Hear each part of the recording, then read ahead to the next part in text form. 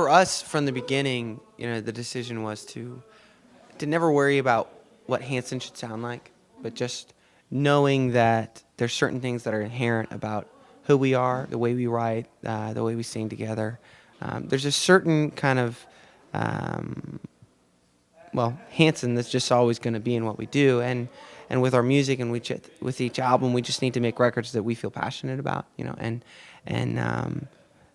so I think with each album, there's definitely been evolutions and changes that have just naturally happened.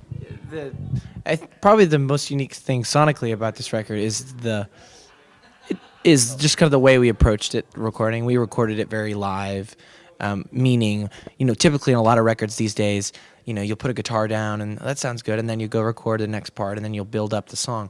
But we really approached this record from the point of view of performing it together and playing off of one another. And I think also we made a conscious effort I think the lyrics and the stories and the songs on this album, we just wanted to make sure that they came through. So I think in some cases maybe we were a little more literal as opposed to as metaphorical in some of our lyrics. But just because you have things that you want to get across, and you want to make sure that people are really hearing what you're talking about. And obviously the influence of being in Africa, that influenced the sound of this album as well. But I think mostly as a band, we just wanted to make a very organic, very honest record, and it's a very it's a punchier album than the last one, I think.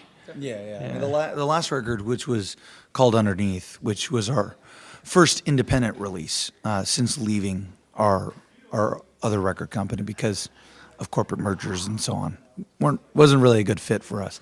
But that record, previous record, was more mellow, more kind of acoustic, singer-songwritery.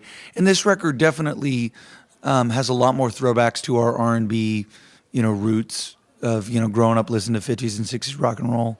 Has a lot of, as Taylor said, live kind of raw elements to it. And I think is probably the most true to Hanson, on stage than any other record up to this point, for sure.